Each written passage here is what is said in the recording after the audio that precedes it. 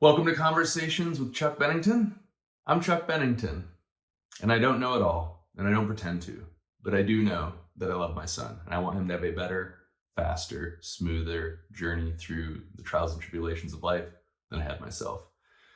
So here's my documented journey, stories, lessons, and experiences that are really for you, buddy. I love you.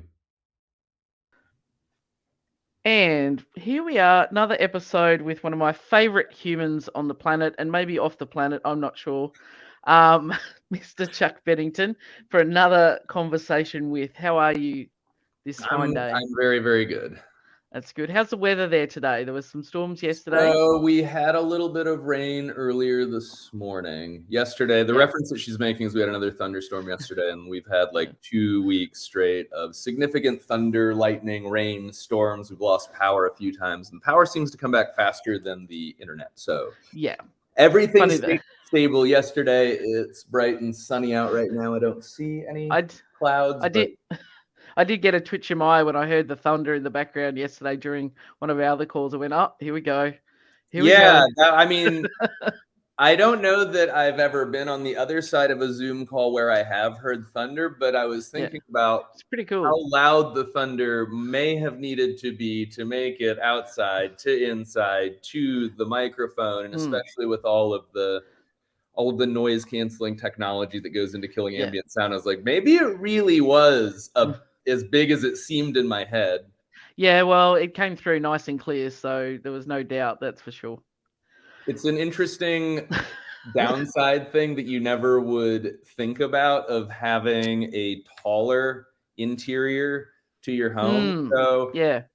Texas is the largest state in America by so many degrees of magnitude.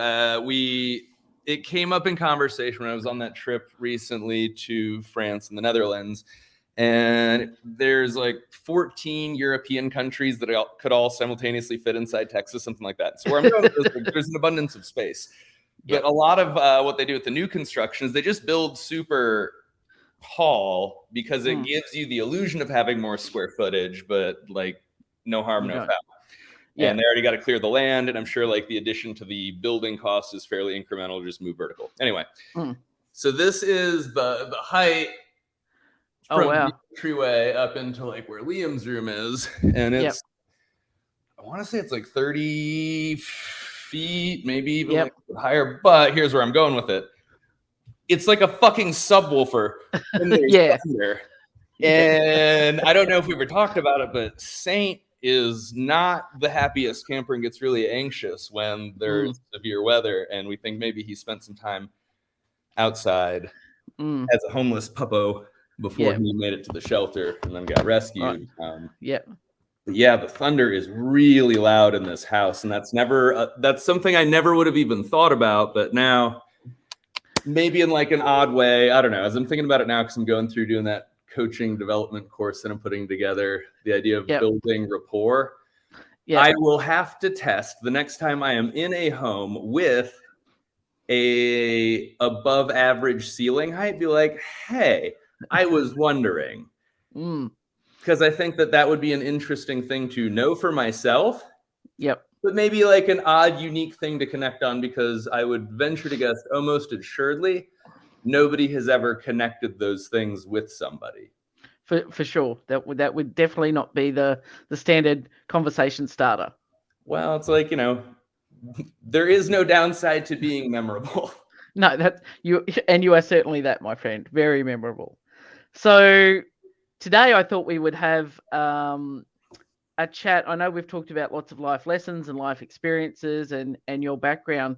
And given that the purpose of this is really stories for Liam to understand, and giving him some guidance in life.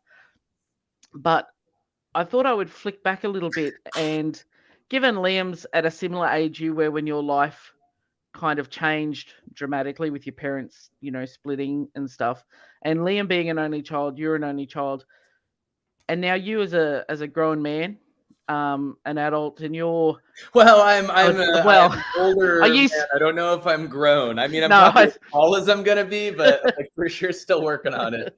As the words came out of my mouth, I went, probably using that loosely. But um, as you're now trying to navigate as a father to Liam and like give him a great life path, delving into whether you're either consciously or even subconsciously trying to actively avoid repeating patterns and experiences that you had, and whether that's necessarily a good thing or maybe you know um, you know means he misses out on some lessons or some learning or growth opportunities along the way, trying to avoid some of that hard stuff. So it's a big, meaty topic today. Is there one segment you would like to look at initially? Yeah, I think your, I know we talked a little bit about, you becoming a dad, but your thoughts going into that about how you wanted his life to be different to what yours was. Oh man, Was that a conscious thought at the time? It's, absolutely. For sure. It always has been. Mm. It always has been and always will be, but it exists at present on an opposite side of the continuum from where it had spent most of my earlier life. Quite honestly, Vanessa like pushed us into the pregnancy as the more deliberate partner that was like, this is go time. Like it is, we were both on the same page. It wasn't a thing we weren't congruent on, but she was the one that really put, the pedal to the floor, and she's like, 3, 2, 1, go. Like it is time. For her, it was the pressure of age. And just like, if not now, then possibly not at all. And so the opportunity cost of that was very different for her. And she's older than me. And so she'd obviously thought about that in a different context longer. And I think a lot of maternal instincts and social norms, very different than paternal. Anyway, I'm getting off topic. So anyhow, for most of my life, my reservation was that there's a lot of layers to this. There was a period that we had spoken about earlier where I really internalized a lot of guilt and assumption of blame for my parents' divorce and a lot of the difficulties that continue to exist in my mother and I's life. The idea of being an expense, of, taking precious resources of time, energy, money, attention. There was a lot that I didn't know if I would have the capability and capacity to fill those holes. Yep. The difference is that two stories are very different with a different cast of characters, even in the same circumstance, potentially. And like, it's not the same set of circumstances, nor will it be the same set of circumstances, nor will it be the same characters. And so that was a way that I started to think about it that brought me a little bit more peace in it. But I always worry about being a truly good father and being really present and engaged and really trying to leave it better than I found it. And to think about, maybe in the same way that I value fitness, coaching, behavior change on a higher echelon of valuation than I think most people, because I have deliberately cultivated the ability to look at the long tail of these things. Look at how much better, objectively and probably subjectively, in a defensible way, like look how much better Vanessa and I's own lives are than the lives of any of our parents. And all of our parents will and would on the podcast tell like the exact same thing. Just like, hey, for where they're at in life, they are crushing it. They are so far ahead of us. And it's like, cool. Well, what was that foundation?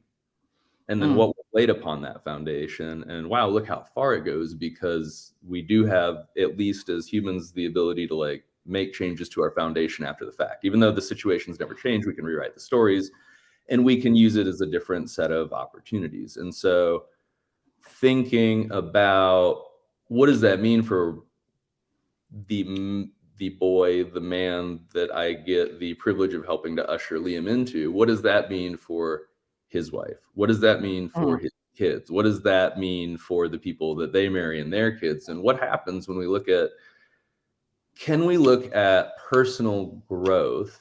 And this is a thing I might find is not true. And so this would be cool to reflect on. Can we look at personal growth in the same way we look at generational wealth?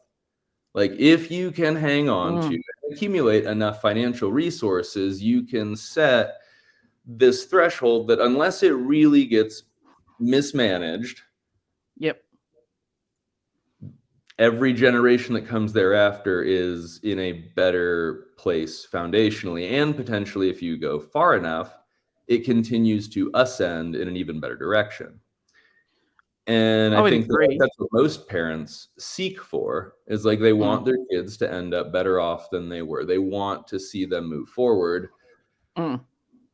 But I think that a lot of that is like, maybe, I don't know. I'm telling myself a story. I was going to say, like, maybe a lot of that is like shitting in one hand and wishing in the other. And it's like, well, you want your kids to have a better life. Like, Yep. what are you doing to really work to make that happen? And so maybe that's a bullshit story that I'm passing a lot of judgment on, because most people, like, they're really, Mm. I genuinely believe they're doing the best they can. I Yep. have come to that place that I've been in coaching and behavior, and I've met thousands and thousands of people all over the world and, like, dozens of Mm. countries. Most people want for the same things, same, like, Mhm. places, hierarchy of needs. Most people want to be, like, heard, validated, acknowledged, and most people, like, they're doing as much as they reasonably can with where they're at in the process. And it's you often hear that it's, they're doing as well as they can with everything that they know. So their lessons that they brought forward, or their foundation, didn't include some of those other things that maybe would push them forward further. But they're at the point they're at, and they're doing the best they can with the skills they have and the knowledge that they have. And there's a thing that we say as, like, coaches in an affiliate: if I'm the best athlete in the gym, then I'm doing my job wrong. Like, if I train my coaches or my athletes to be at my level or just below, then I'm limiting them for what they can be. They should be miles ahead of me through the growth and development that we Yeah, and provide. that's a piece that, like, I've deliberately, moved. I've spent the last probably 3 or 4 years having that as a piece of the opening lecture when I Mhm. teach a gymnastics course across CrossFit Gymnastics. Is everybody's there for scales, progressions, drills, cues, all the just Mm. normal bullshit. But it turns out that that's not really what you need, because you have all of those things, but you either Mm. don't know how to use them, or really, in this case, like, you're afraid to use them because you're not perfect at using them. Mm. And that's a fool's errand. Yes. And if it's framed that way, I just shot a video about this the other day for that course. Understanding the role of the guide and the hero. And, like, you Mm. cannot occupy dual role space for being another hero on someone else's hero's journey. Like, if you are, Mm. you're not going to end up where you need to be, and they're not going to end up where they need to be, because what Yep. facilitates the relationship is that you're the guide. Mm. And if you can step back and really be like, well, what does the guide do? The guide guides, the guide helps, the guide Mm. moves them over a bridge from where they're at to where they need to be. Yep. And so that's really the job. And so that was helpful for me to pick up in coaching, to be able to carry into fatherhood. And that's really how I've looked at a lot of this, since, you know the very, very, very beginning, Yep. of at least him being born. I think is where I had the ability to contextualize a little bit differently, or maybe like the very tail end of the pregnancy. That's what I started thinking about it as, was I had done a fair bit of rewriting my own stories and kind of changing and growing as a human, but I had just started to really build an awareness of how much there was that still was unresolved. And getting to a place of becoming a father, you wonder a lot more about your own father, or at least that was the case for me. Mhm. And so that Yep. was like a very different sense of it. And it was like, well, what was it about not having, like, that presence that really was, like, the most impactful thing? And maybe some of it is Mm. kind of mindfucky. It's like, well, I mean, like all of it, you can't separate any of it. But my mom was still there, and my mom tried really hard. And I had a really great relationship with my grandparents, and I had like a great group of friends from fairly early on in my life. And so really it was only like a shorter period of childhood where it was like really missing in a very deep way for like just Mm. overall attention, affection, like just whatever, Mm. because like my Yep. mom's a single mom, like it's Yep. that's the nature of the beast. And coming to segment, like what was the idea of just the attention versus what did I miss out on, and just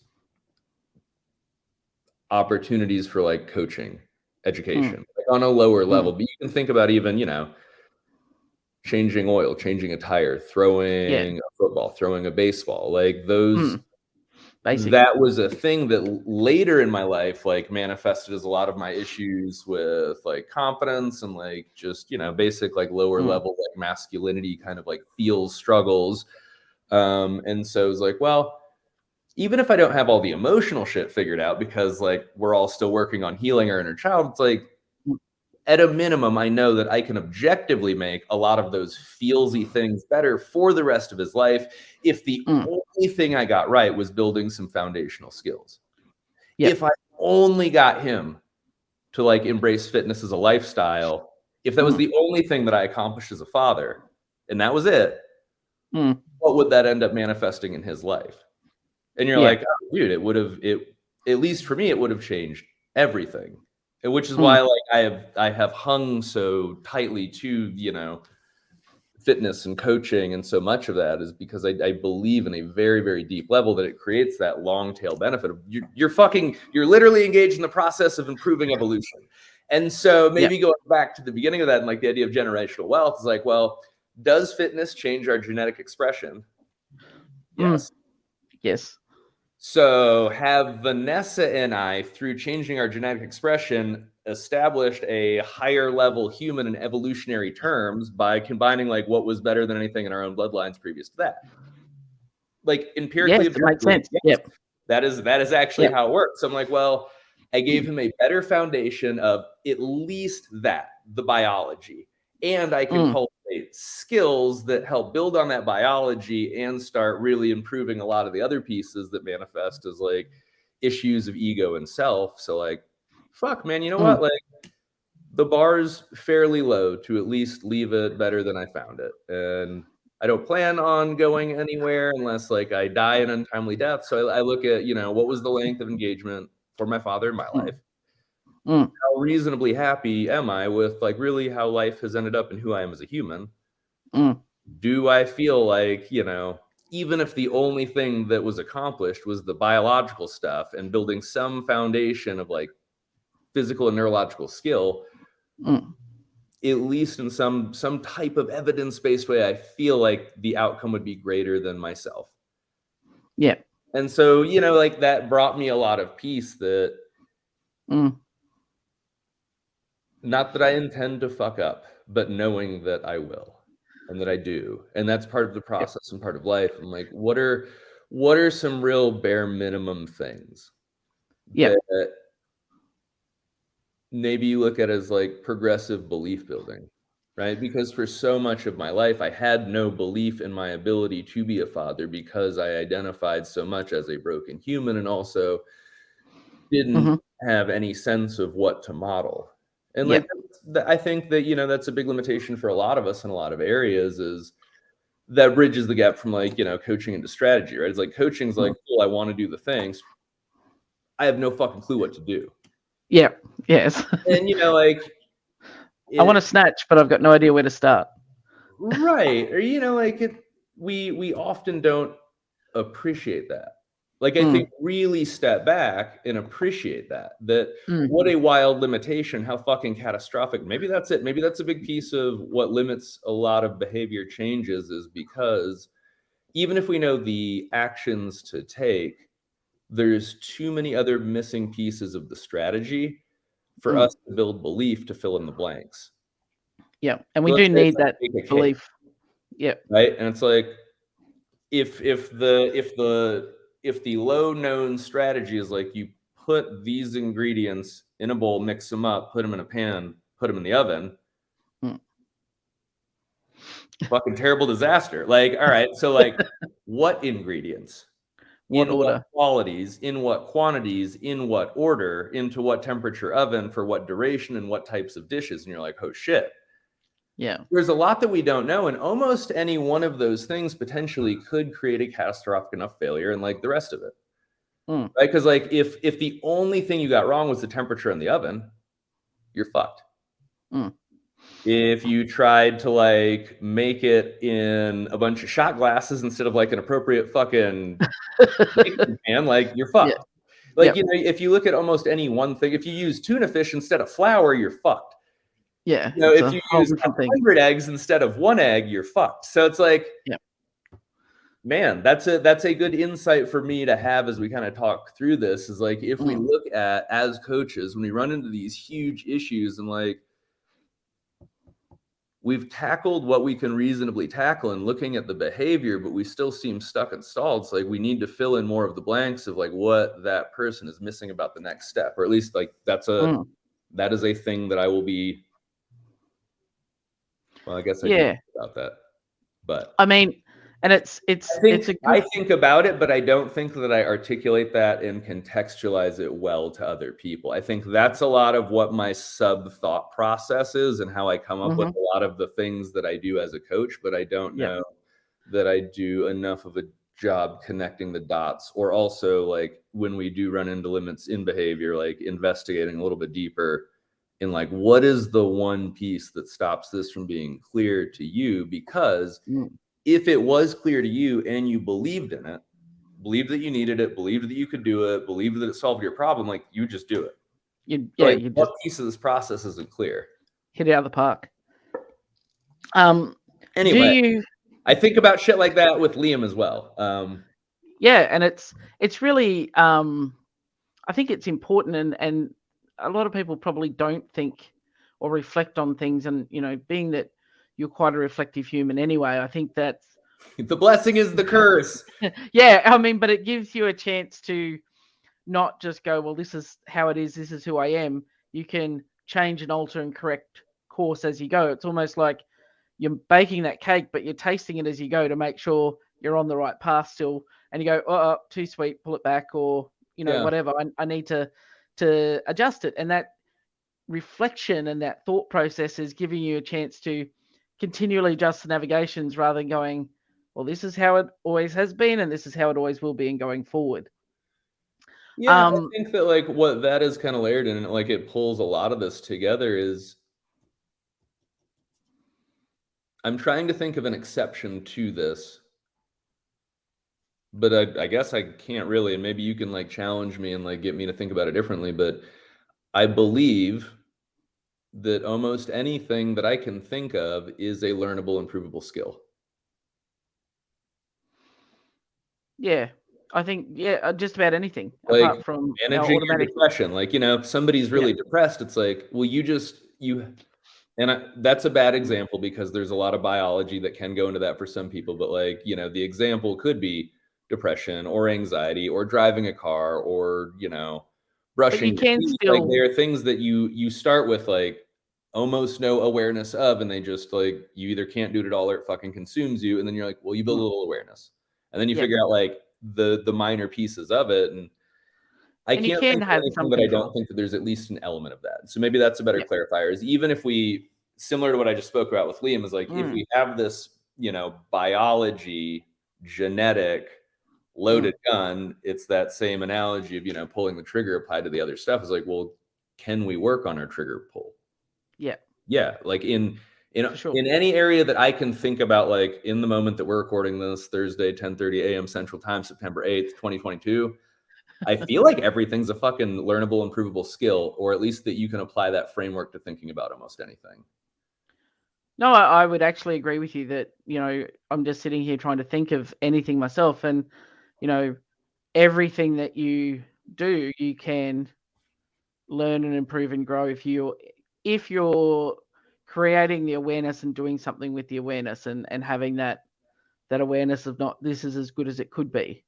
Well, could it be better? And asking yourself that question. And I think that's what sets a lot of people apart is going, well, does it have to be this way? And you see people who are, you know, in the space like we're in with entrepreneurs in business, it's like, well, could it be better? And start looking, for alternative ways rather than, well, this is just how it is. And if that's how, we live life, well, you and I are not having this conversation over this thing called the internet. And, It's crazy. it's, it's just like, no, the computers are designed to fill a warehouse and to crunch zeros and ones in binary code. That's it. That's as good as it's going to be. Rather than, well, can it be better? Can we do it smarter, faster? You know, the technological evolution is outstripping human evolution because of Yeah, for exactly that. sure. It's, you know, how do we change it? And I think that it's we've got that ability, but you've got to have that awareness an awareness of your own awareness, I guess, and Yeah. your deficiency, and then either be prepared to do the work to improve or change or grow, or sit where you're at and be happy with that. And if you sit with that, then you accept the limitations of that. Yeah, like you can live with, like mental health and stuff and go, well, this is just how it is, and you can just sit. Or you can actively try and do what you can within, your means and with the appropriate help to actually improve the situation. Even 1% is massive, and they all add up eventually. Yeah. Well, and like what even precedes that before you even get to like any action or behavior change or like trying anything at all, it's like, can you believe that better is Mm, possible? yeah. And how many people like that is the thing that stops them from doing anything at all because probably they're so like tied to and attached to like where they're at rather than where they're going. And so I guess that's a big piece that Vanessa and I deliberately work with in Mm, Liam. I guess, what we're talking about like less abstractly is just cultivating a growth mindset. yeah. Um, Yeah. but being able to apply that to all of the areas of life. And I think that's maybe like a unique differentiator because I believe that most parents encourage Mm, their kids that, you can be whatever you want to be, you can do whatever you want to do. mm, But is it looking at any piece of engagement in their life you can build that philosophy and that worldview into? yeah. It's like, oh, I'm not good at this. Well, you're not good at Mm, it yet, but you could be yeah. if you intended to be and Mm, you practice consistently. Like if you have intention and you actually like try, mm, man, that resolves a whole lot.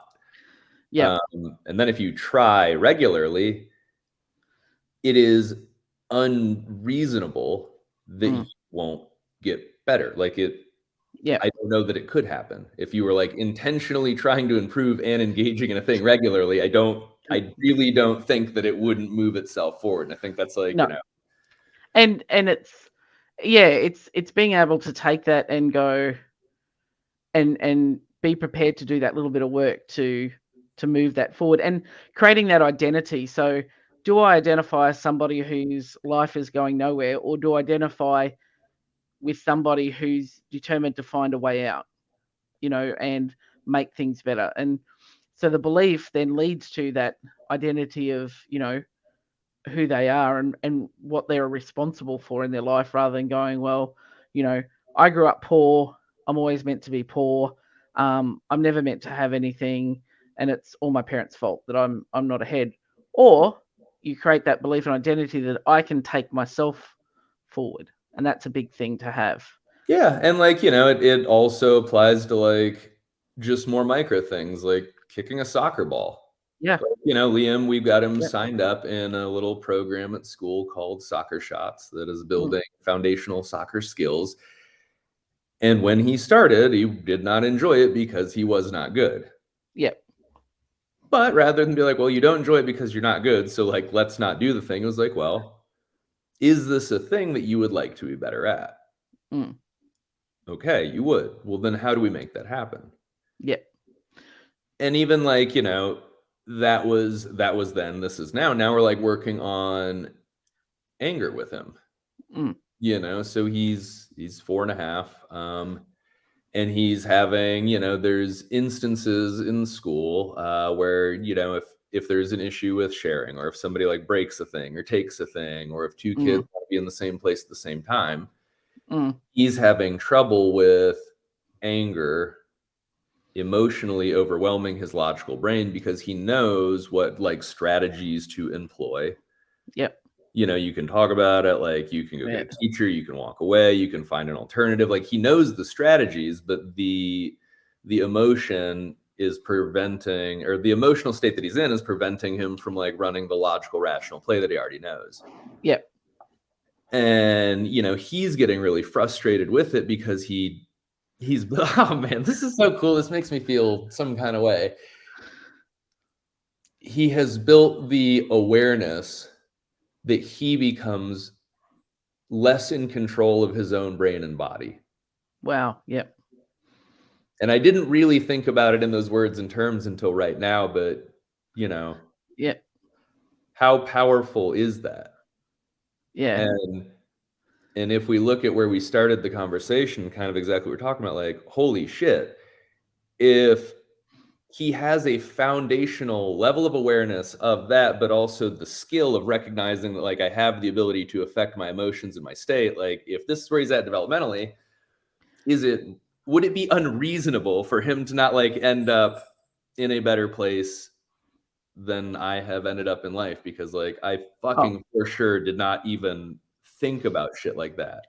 and I I had don't. exactly zero adults in my life like really having deeper conversations on that, and also like talking about it in the skill context. So like, going Mm, from the coaching of looking at the behavior, like, all right, well, let's build a strategy. Like when you feel that way, mm, when you notice that you're starting to feel that way, like, can we work on that?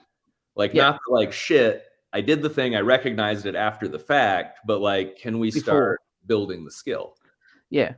Um, And I no, man. mean, I don't know many 4.5-year-olds that would necessarily have that awareness. I was talking to a friend a few weeks ago now, and she was saying her son, who's 11, 10, 11, just about to hit that puberty stage, you know, he's only now just getting that awareness. Like, I feel sad, but I don't know why I feel sad. It must be at school they did the talk, and he's like, must be the puberty hormones or something. Or, he's like, I don't want to talk to anybody, stay away. And then he comes out in the morning and goes, I'm sorry for last night, but it must be the hormones. But he's only just starting to get an awareness that, he feels a certain way and may not understand that. And he's 10 or 11. So he's 7 years down the road of Liam. So he's quite, Liam is quite an evolved little human. Well, and like, I think it's also like being able to maintain conversations like this and evolve them Mm, through his lifetime, that like, still struggling with it, still yeah. recognize the times that my emotions are not congruent with the actions that I know that I should take. And I think that like that Mm. fuck, is that not like almost the entirety of like, personal growth development, like trying Yeah. to improve? You're like, I know what I need to do. Yeah. Mm. Well, one of the things is, that I say often to my clients is, why do we do what we do when we know what we know? But we just, we all know, the things to do to be better, but we just see ourselves doing something like, man, that's, yeah. And you just can't, sometimes it's just like, I can't put the brakes on that. Yes, you've done it and you're like, oh, okay, I need to take that back now. And it's hard once you've done that and then have that reflection, but to be able to see it coming and then go, no, no, no, here's my strategies around this, and whether you take yourself away or you do something, that's a very, very powerful life skill that he will be able to carry with him. That's a superpower to be able to do that. Like, you Yeah, know, it's it's a and very that, cool thing to it's a very cool thing to be involved in.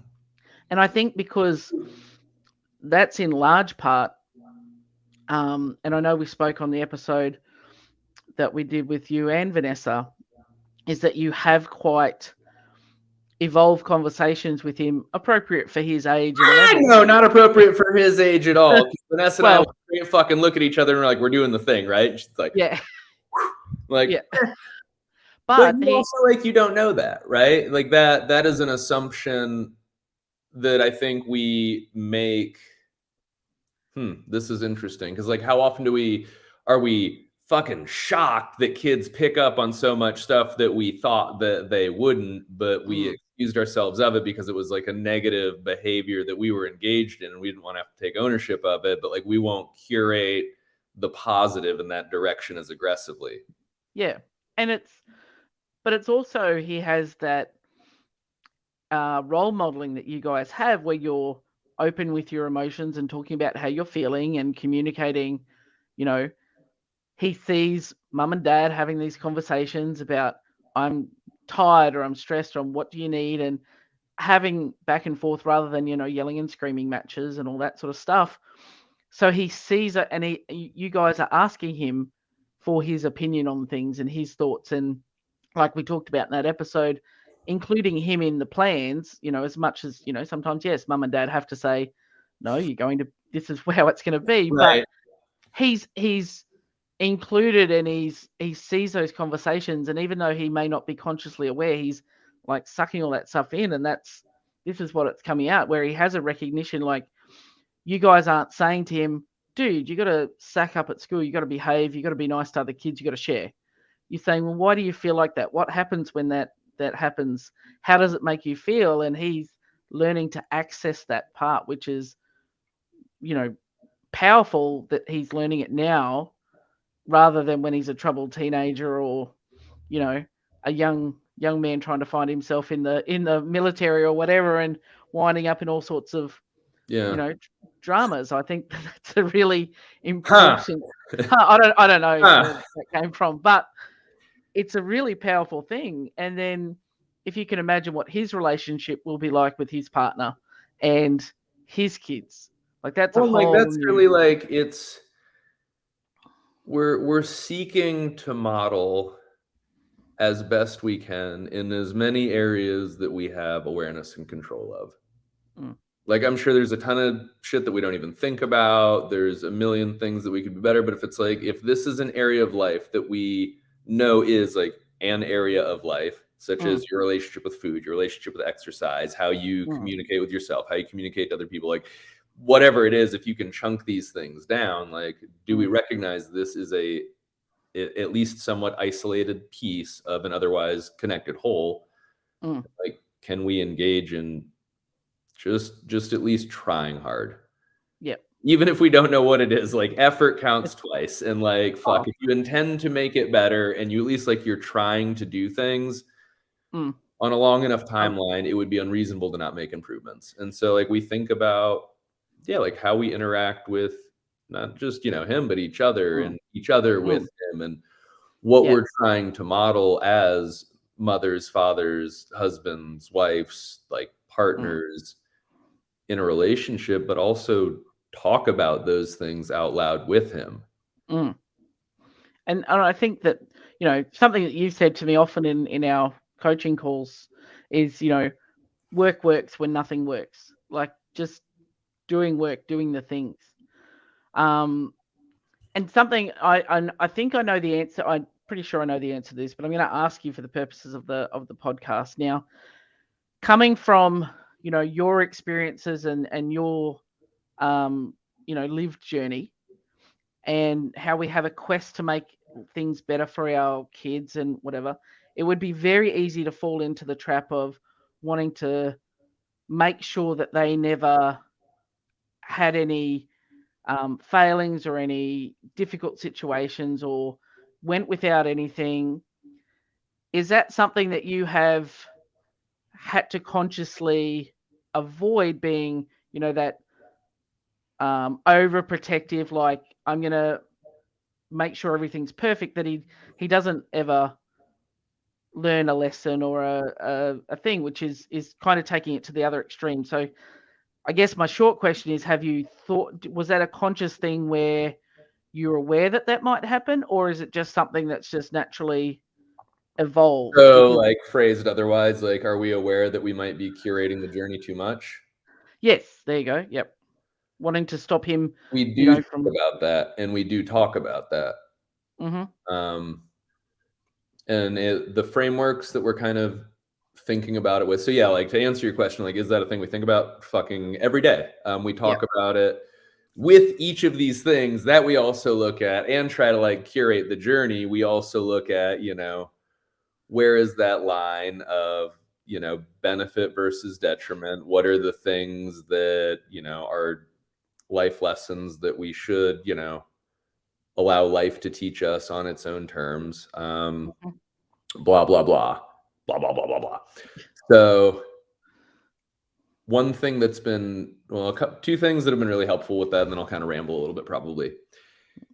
Continuums, man. I fucking love me a continuum. So, if the journey was, I know what it's like for so much of the journey to be curated too little. Mm. I am willing to err on the other side of curating it too much because Mhm. I at least know what happens over here. Yep. And I know that at some point you end up on your own uncurated journey because like you're an individual. Yep. And so that has helped me think about, are there things that maybe we make like too easy or guide through too much? Like, yeah. I mean, I Mm. will say that out loud right now, but like, is the longer term consequence of that better or worse? Um, and then the Yeah, other I mean, I think about with it, but no, go ahead and ask me your yep. question because the other thing I can keep like consolidated is another piece.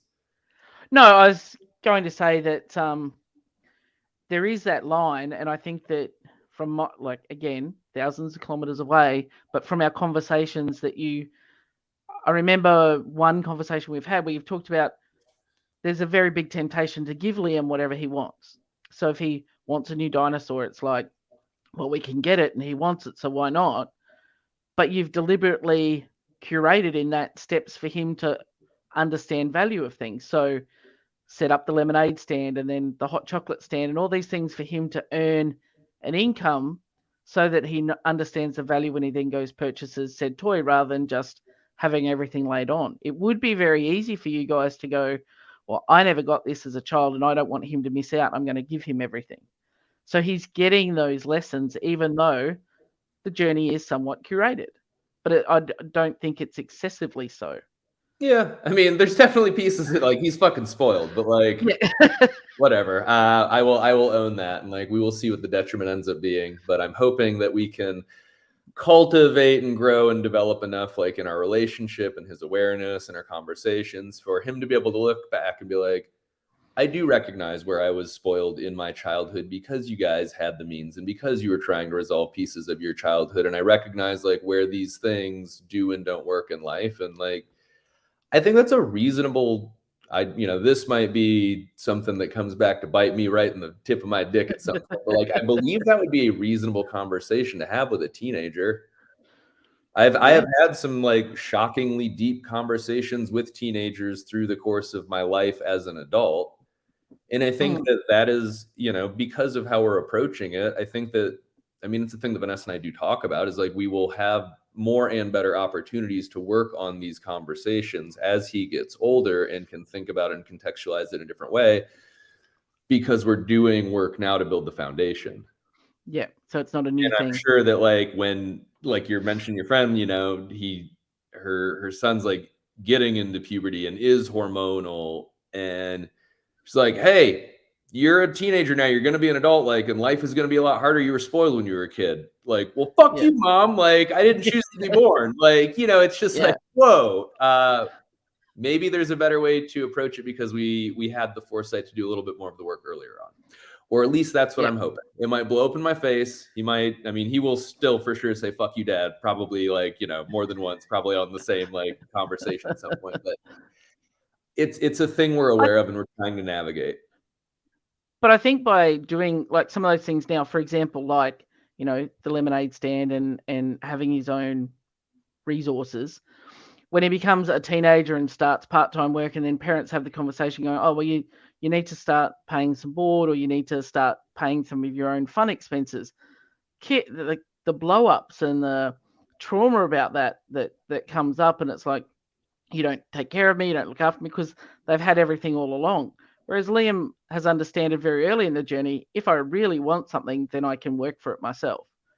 So I think you're going to have a smoother navigation through some of that process, as he grows into a young adult versus people who've never even had those conversations and just Like, I know for me in my childhood, it was like mum, did our lunches, breakfast, all the way through the first 10 years of schooling. And once I hit like year 11, it's like, you're responsible for yourself now. I'm not ironing for you anymore. You got up in the morning, it's like there was no breakfast, whereas every morning it had been woken up at this time. Here's your breakfast. She's like, I'm not ironing uniforms anymore. And I'm not doing this. It's like, oh. And it just stopped. And there was no preparation for that. It was like, I'd gone 15 years with going, oh, my mind's everything on a Sunday night. Now there's no preparation. It's like, well, how do you make the stuff for breakfast that we've been like? There's just none of that. No. Whereas Liam's having that preparation. It's not going to come as a shock. As well.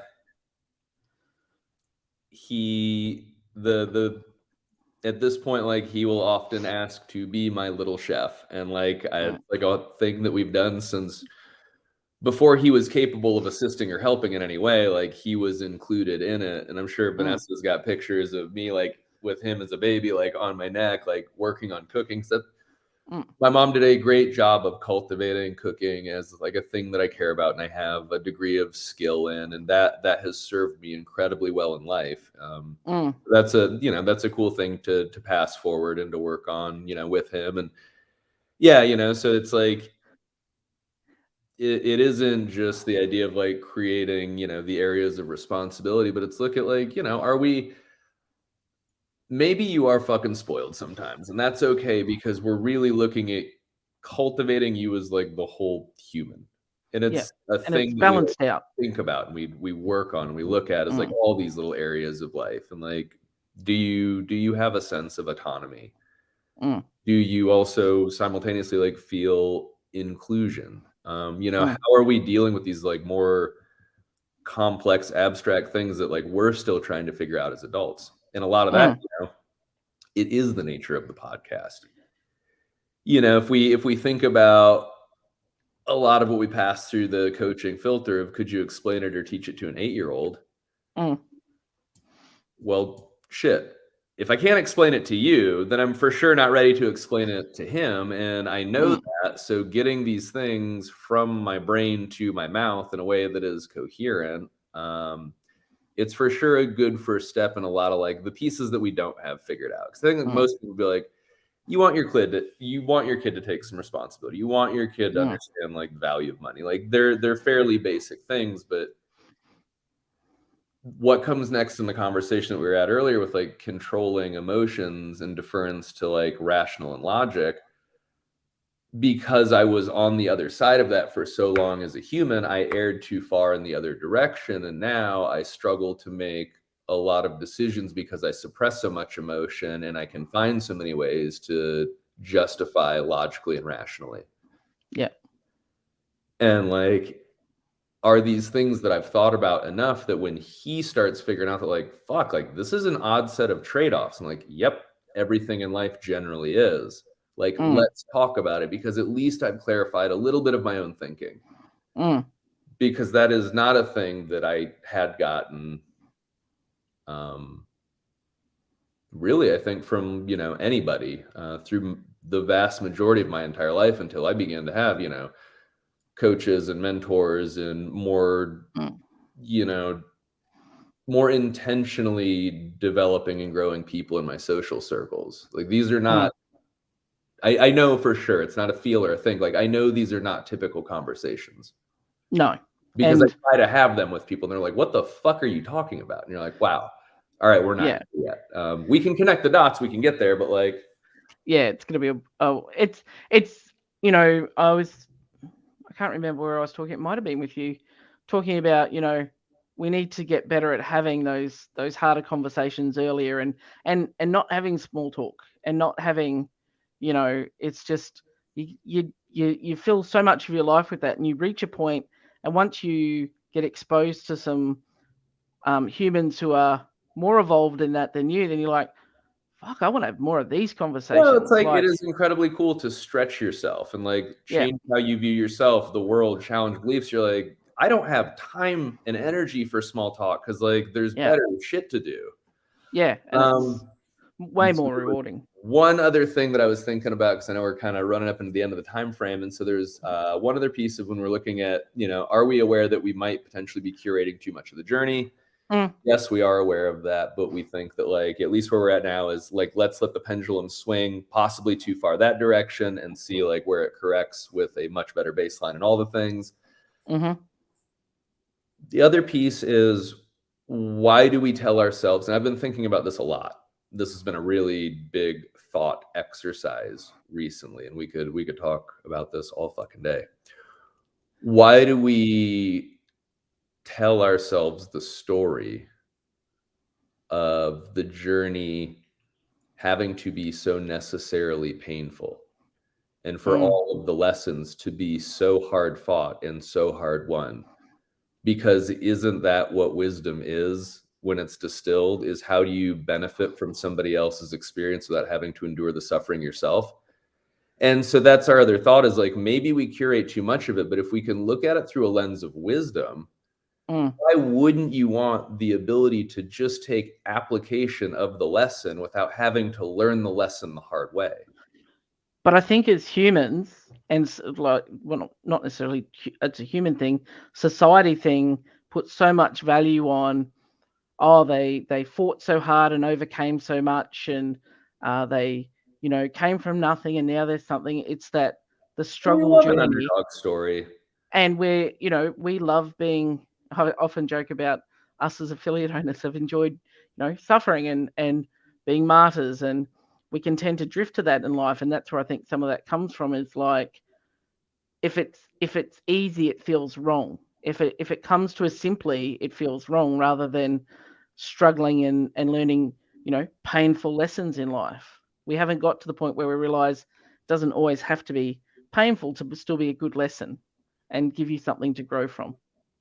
Yeah. Like I said, there's a lot that we could talk about with that. And I think it's that there will always be the inevitable painful pieces of the human struggle. They just happen at different levels.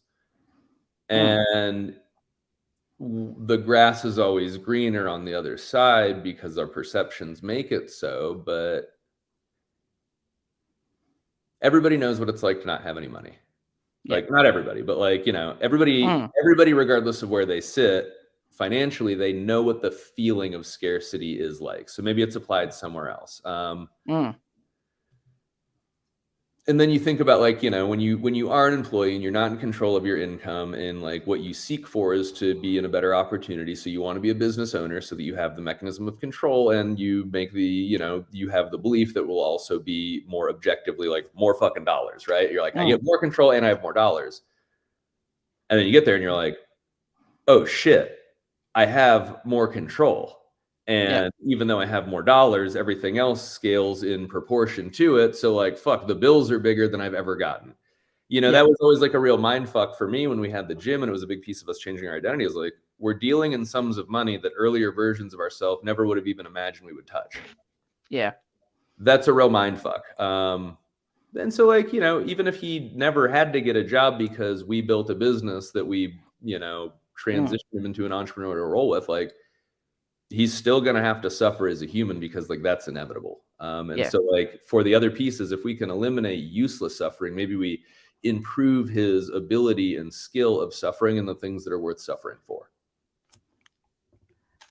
And I think that's a perfect note to pin this one to the wall, and I like that. It's really good. I think you guys are doing an amazing job. Like I said, from thousands of kilometers away, he's a very happy, evolved little human, and I love seeing the adventures. So thank you for sharing your thoughts on this, and looking forward to our next chat, my friend. See you, buddy. See ya. Thank you so much for listening to another conversation with Chuck Bennington. Hope it was enjoyable for you. Hope there was some value and some benefit in it. Maybe even had a laugh or two. Even though these are primarily for me and Liam, we sure love to help a friend in need, because it's a friend indeed. So if there was some piece of it that was good, please feel free to share it with somebody else and pay it forward. If you think what we're doing is rad and you want to support it, please just like, subscribe, share, tell a friend. Appreciate you, dudes.